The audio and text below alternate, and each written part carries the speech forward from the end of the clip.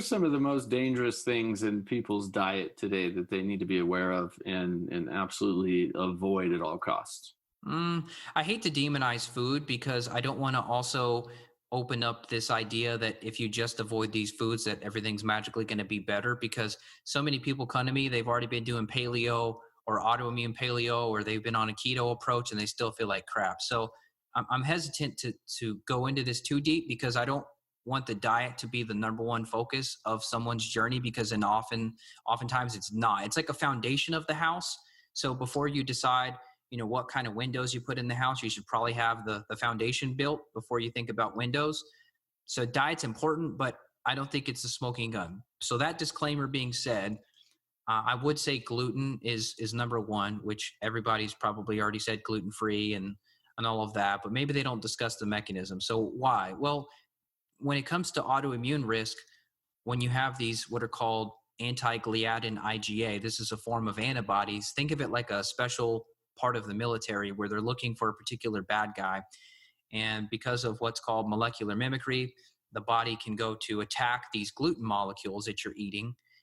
But by accident, if the immune system is revved up, maybe you've got parasites or something that's causing the immune system to be, let's just say, hypersensitive. Instead of shooting the gluten molecule, it may shoot your thyroid. And now you've got Hashimoto's autoimmune thyroid, or it may shoot your joints. And of course, it's not real bullets. We're talking, just a targeted immune reaction. It hits your joints, and now you've got rheumatoid arthritis, or it hits your brain. You've got some kind of brain autoimmune issue. It hits your eyes, and now you've got Sjogren's. And so all these different autoimmune diseases, although they may sound unrelated and very unique, they're really not. They're really all happening from a domino effect of something like gluten cranking up a protein called zonulin, which unzips the tight junctions in your gut, creating this intestinal permeability.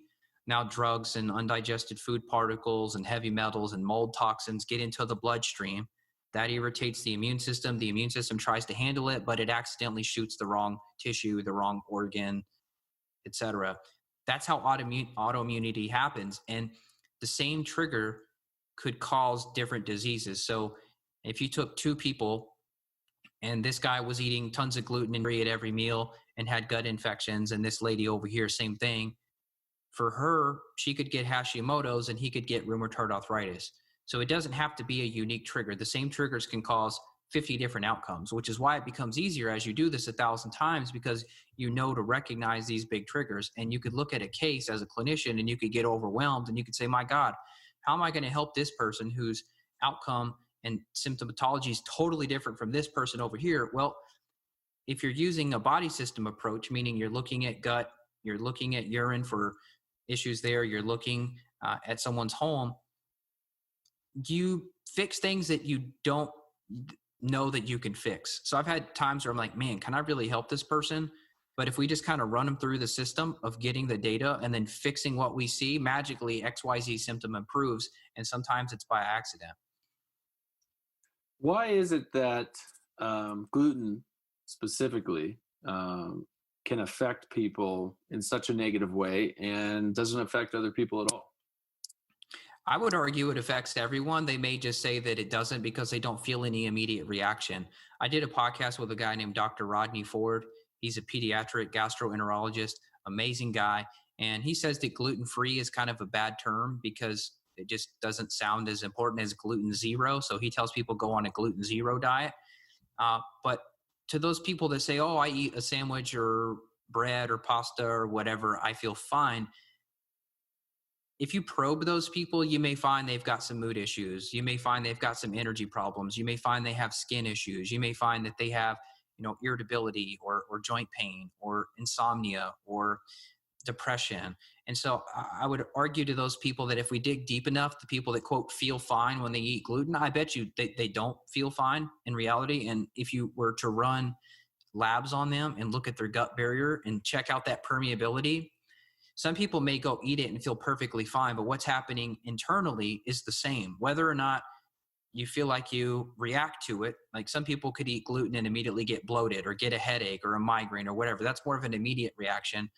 But this whole unzipping of the gut barrier, that'll happen across the board. Even if someone doesn't feel it, it could happen internally.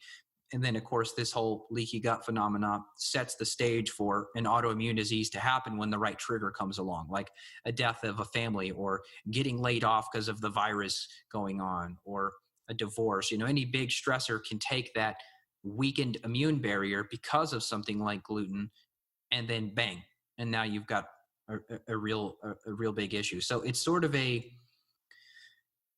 if you could stand on 4 legs, gluten maybe knocks out one of your legs. So yeah, you could still stand and probably get through life totally fine on 3 legs, but if you could be on all 4, wouldn't that be a little more stable? So when an unexpected stressor hits you, or you go to the dentist and they put you on a round of antibiotics, wouldn't it be nice to have a little bit more stability and be a little more resilient?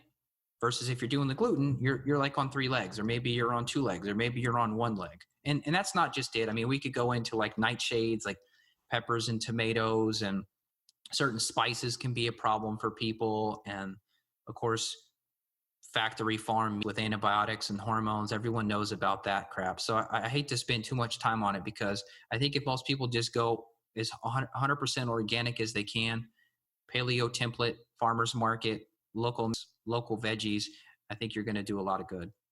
We hope you enjoyed this short excerpt from the Health and Healing Club.